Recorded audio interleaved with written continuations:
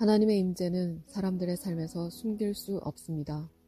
하나님의 진정한 운반자는 그들의 삶에서 흘러나오는 그분의 임재의 증거를 가지고 있습니다. 하나님의 임재의 증거를 볼 수 있습니다. 당신이 거듭나지 못하고 그대로 남아있을 수 있습니다. 한 개인이 거듭나면 변화가 일어납니다. 눈에 보이는 명백한 변화가 일어납니다.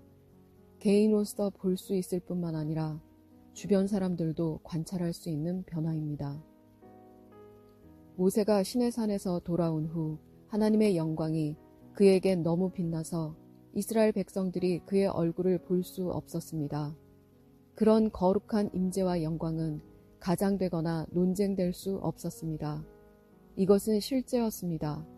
우리는 구약의 어떤 누구보다 하나님의 임재에 더 잘 접근할 수 있습니다.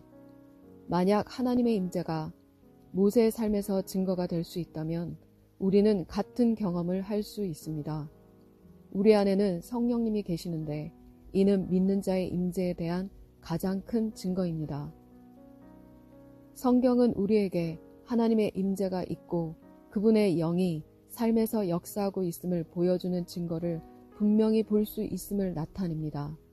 이 증거는 기적의 역사나 초자연적인 현상 또는 수백만의 사람들에게 설교할 수 있다는 것이 아닙니다. 악마도 성경을 인용할 수 있습니다. 사람이 수백만의 사람들에게 설교할 수 있다고 그들의 삶에 하나님의 성령의 임재를 가지고 있는 것은 아닙니다. 당신이 하나님의 임재에 있다는 분명한 사인은 무엇입니까?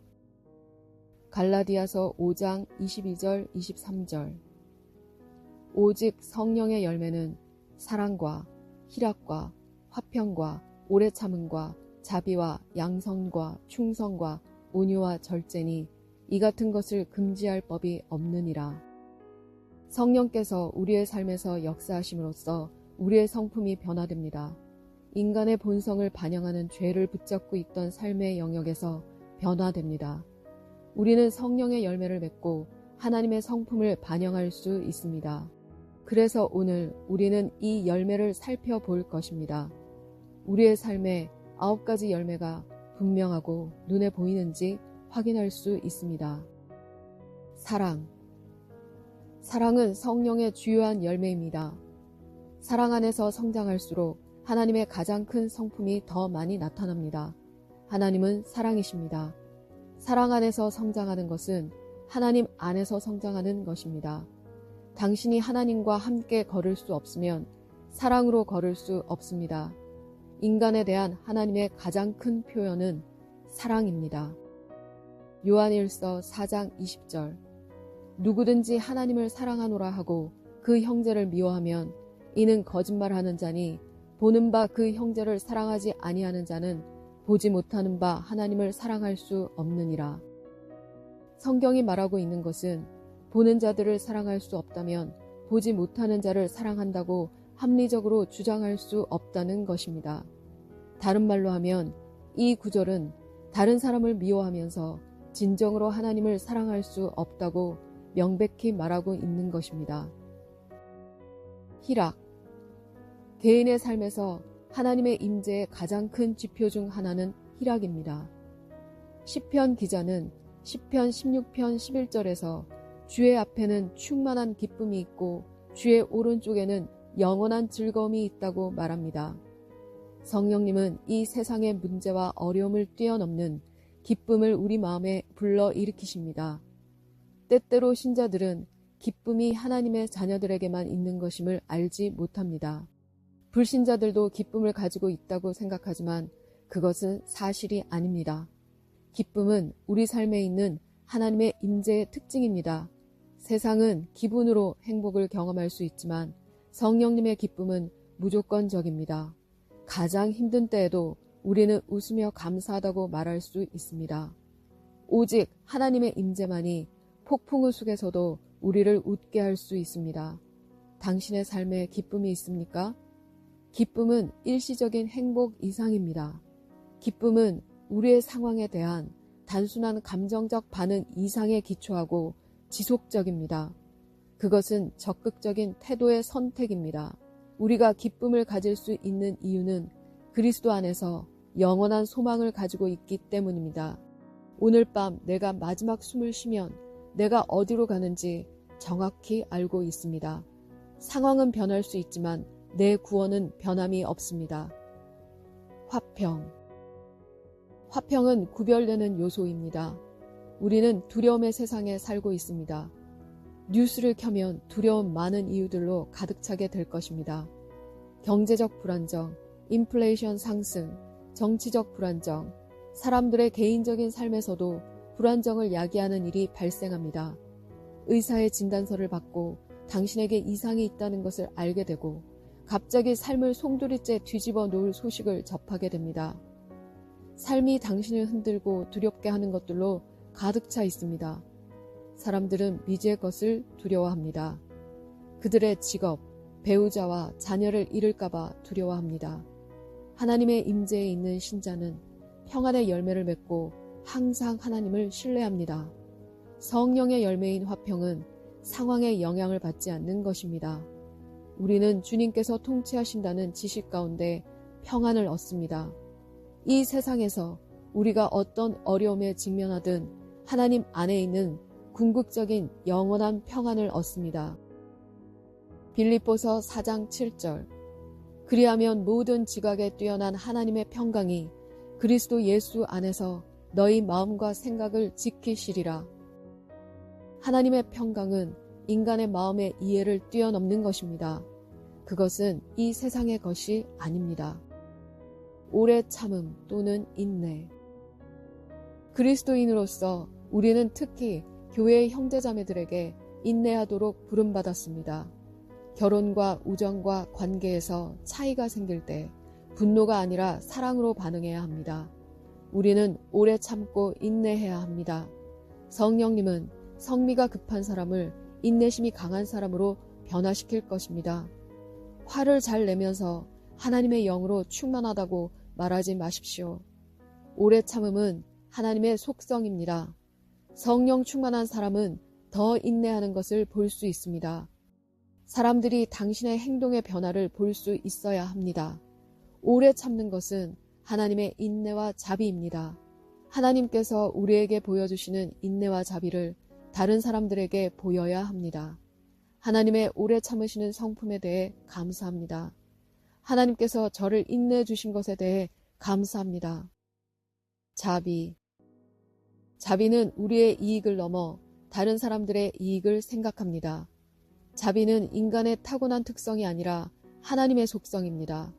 오직 성령만이 인간에게 참된 자비를 베푸실 수 있습니다. 누구에게든지 자비하다는 것은 인간의 본성에 위배됩니다. 인간의 본성은 모든 사람이 스스로를 위해 존재하고 적자생존하는 것입니다. 왜 인류 역사상 그렇게 많은 전쟁이 있었다고 생각합니까? 그것은 사람들이 본성적으로 자비하지 않기 때문입니다. 이기적이고 무자비합니다. 당신이 성령으로 충만하다는 분명한 사인은 자비입니다. 성령님이 우리 안에서 자비의 열매를 맺게 하사 약한 자들이 억압당하는 것을 보고 그들을 돕고자 합니다. 사람들을 돕고 싶은 자신을 발견한다면 자신이 하나님의 임재 가운데 있다는 것을 아십시오. 성령님의 자비는 사람들이 당신을 이용하도록 허용한다는 의미가 아닙니다. 이것은 많은 기독교인들이 하는 실수입니다. 기독교인의 자비는 약한 위치에 있는 약한 사람들을 이용하지 않는 것을 의미합니다. 자비는 필요한 사람들을 돕는 것을 의미합니다. 당신의 말에서도 자비를 볼 수 있습니다. 자비는 또한 보복하지 않고 악을 악으로 갚지 않는 것을 의미합니다. 상대방이 그럴 자격이 있든 없든 다른 뺨도 돌려대고 선으로 악을 갚는 것입니다. 양선. 사람들은 우리 인간이 본질적으로 선하다는 그림을 그리려고 합니다. 우리는 선천적으로 선하지 않습니다. 성경은 육신의 일이 무엇인지 분명히 말합니다. 선은 육신의 일이 아닙니다. 마가복음 10장 18절에서 하나님 한 분 외에는 선한 이가 없다고 말합니다. 신자의 삶에 선한 것을 낳는 것은 하나님의 내주하심입니다. 우리 안에 성품을 만드시는 분은 성령님이십니다. 양선은 성령 충만한 사람의 특성입니다. 이것은 초대교회에서 물건을 나누어 가난한 사람에게 주었을 때 크게 나타났습니다. 그들 가운데 가난한 자도 부자도 없었습니다. 서로의 짐을 지는 것은 성령님이 그들 안에서 역사하시고 하나님의 임재가 일상이었기 때문입니다. 하나님은 우리가 다른 사람들을 축복할 수 있도록 우리를 축복하십니다. 충성. 성경에서 충성에 대한 대부분의 언급은 하나님의 신실하심을 가리킵니다. 하나님이 신실하심으로 그분의 자녀들도 신실하기 때문입니다. 그리스도인으로서 우리는 항상 우리에게 신실하신 그분께 신실하도록 부르심을 받았습니다. 개인이 단순히 그분을 믿는 것과 그분께 신실한 것과는 완전히 다른 것입니다. 우리가 하나님께 진정으로 신실할 때 이것은 우리가 사는 방식을 형성합니다. 온유. 온유는 겸손에 비유될 수 있습니다. 예수님께서 이 땅에서 사역 동안 보여주신 가장 큰 속성 중에 하나입니다. 죽음의 순간까지 예수님은 온유하셨습니다. 그와 같이 하나님의 임재를 지닌 자마다 온유해야 합니다. 오만은 하나님의 임재의 운반자에게 결코 발견될 수 없습니다. 하나님이 교만한 자를 대적하시되 겸손한 자에게 은혜를 주시기 때문입니다. 모세는 그의 시대에 이 땅에서 가장 온유한 사람으로 여겨졌습니다. 그 이유가 하나님의 임재에 많은 시간을 보낸 것이라고 해도 무방합니다. 절제. 하나님의 임재를 거행할 신자에게 결코 부족할 수 없는 가장 위대한 기독교 덕목은 자제 또는 절제입니다. 당신의 삶에서 절제의 요소를 보아야 합니다. 자신의 분노나 식욕을 제어할 수 없는 사람을 찾으면 하나님의 임재와 관련하여 한 영역에서 부족한 사람을 찾은 것입니다. 마지막으로 하나님은 그분의 임재로 충만한 사람들의 유형에 편향되지 않으십니다. 성령님께 마음을 여는 사람은 누구나 하나님의 임재 가운데 있을 자격이 있습니다. 성령님이 당신을 변화시키도록 더 많이 허용할수록 하나님의 임재를 더 많이 경험하게 됩니다. 우리가 자신을 제어하고 이 각각의 것들을 절제할 수 있습니다.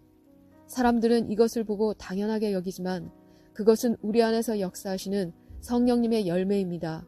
육신은 절제할 수 없기 때문에 절제는 육신의 것이 아닙니다.